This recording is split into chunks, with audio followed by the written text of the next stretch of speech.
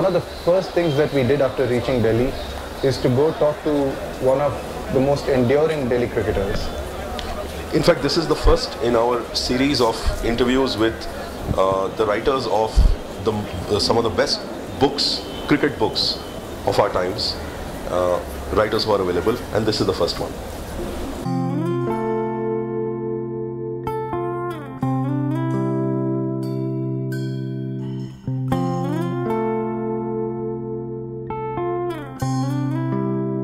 I'm still the 245th Test cricketer to have won that India blue, that our India cap. Beyond the Blues is one of my all-time favorite cricket books, and certainly it's the best by an ex-cricketer in my opinion, at least in India. It's a thoughtful and heartfelt book, and it's not as much about Aakash Chopra, the person or the international cricketer, as much as it is about one domestic season of Ranji Trophy in the year 2007-2008, and it is as much about his successes and his failures and the fragility of talents trying to reach the next level by performing well there. It has a very rare quality, this book, soul. It's a really soulful book.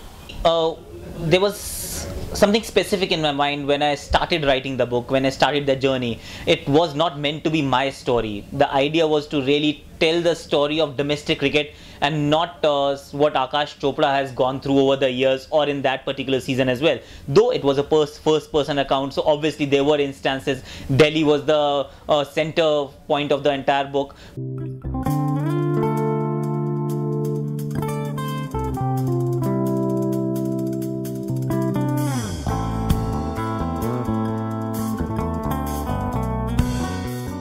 You see a lot of cricketers in the first class circuit who have had a small taste of international cricket but not a big enough bite, who are very bitter, and that colors their whole life, their whole outlook to life. But your book just does not have that, and that was one of the most wonderful things about it. So I think the reason for that was that had I written the book in the season immediately after I got dropped, you may have seen the bitterness there. But since there were a few seasons to contemplate, to really lick my wounds, and I went into a shell, I came out of it, learned that it's not going to help. If I'm actually brooding over what has happened in the past, which obviously I had no control over, I would be shooting myself in the foot, and that would mean not enjoying my life, not enjoying my cricket. And that's what happened. There was a phase in domestic cricket when I didn't do really well because perhaps I was trying too much, I was trying to make a point, and inside somewhere I was not very happy with the way things had gone. So eventually it all settled down. I tried to make a comeback. It happened to be a great year for me, for Delhi, for North Zone, for everyone else involved in that season. You captured the insecurity of a first-class cricketer better than anybody else ever has. Do you see this insecurity having increased with IPL having come in? Well, there are two sides to the same story. At one level, yes, the insecurity has increased. Why I say so is the guys who are missing out on the IPL, they think the door to Indian cricket is actually shut on them. They cannot really cross that bridge unless they feature in the IPL. So in that sense, they are extremely insecure. But on the other hand, there is a huge group of domestic cricketers who are featuring in the IPL. So their insecurity has completely vanished. They play a different brand of cricket now because they're pretty hopeful. Even if it's not the eventual dream of playing for the country, they would still do enough to play in the IPL, which would mean not only bread, butter, jam and everything else for their livelihood, and will get them enough recognition as well. That's something that we all crave for. Do young cricketers come to you for advice? Because given the kind of book you have written, it gives you that confidence to come up and ask you. Because see, the most important thing about the book for us, again, it has soul, and that makes something much more amenable to, you know, it makes a young cricketer relate to that much better. Do you have a lot of that happening? Provided they read. I don't think our cricketers actually read enough. Once they start reading, it's not just my book, I'm not plugging my book, but the fact is, if they start reading, their horizon will broaden. But that is not the case in India. I think education has been completely neglected because they start very early, they neglect their studies, and it's the same with the books. I've interacted with a lot of cricketers, very young cricketers at that as well. Yes, they have been coming up to me for advice, but not because they've read the book. just because of the kind of person I am, or they find it easy to approach me, or I'm easily accessible. And you're a senior cricketer. So they come for advice and guidance, but it has nothing to do with the book, unfortunately.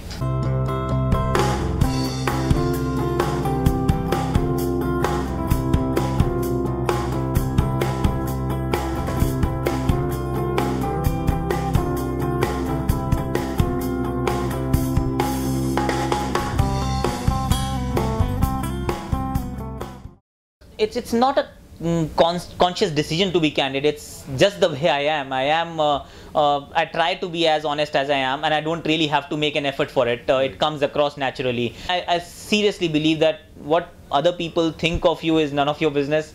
Obviously, I may have rubbed people the wrong way because writing certain things, and it's more to do with the perception. I think it's not exactly what I've written, because I recall an instance when a test cricketer, an ex-test cricketer, came up to me and told me, Aakash, you've done a blasphemous thing, you've written something against the BCCI. And those were the days when I was playing in England. I was writing about county cricket or domestic local cricket in England, and it had nothing to do with the BCCI. But just because I was writing and nobody else was, he went on his own trip, told me in as many words that the people up there are not happy with what you've been doing, so we really do not appreciate that you're writing. So those people with that mindset, yes, they tend to harm you if they can.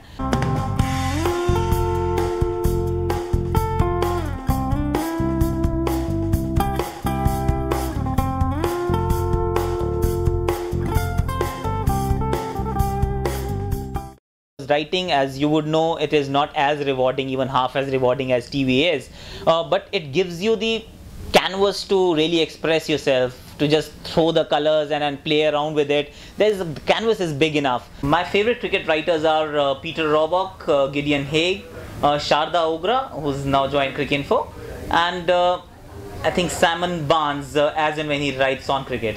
From the recent crop of Indian cricketers especially, who do you think can make a good writer, regardless of whether they are interested or not?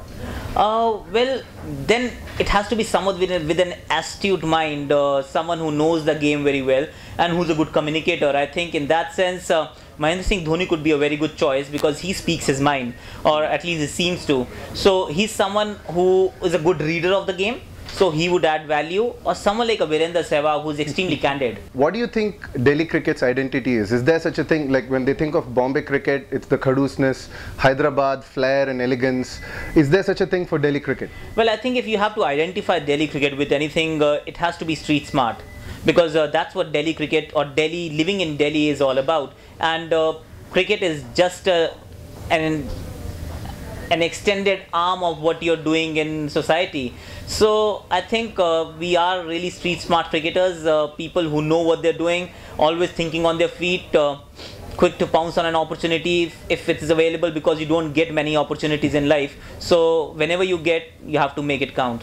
I met Aakash for the first time 2 years after I read the book, and he's much like what I imagined him to be. He's like the book, honest and transparent, and I really liked him. What do you think, Gokul? What I felt was immediately the same kind of thing I felt when I saw him first in the Indian cricket team, the test team, which is he doesn't seem to be the kind of guy who takes his place anywhere for granted. He'd much rather earn his place there by bringing some value, which seems to be true about his book, the way he's written his book, as well as the way he just went about that 20-minute interview. No, I just wish he got a better due in Indian cricket, and I hope maybe he still will.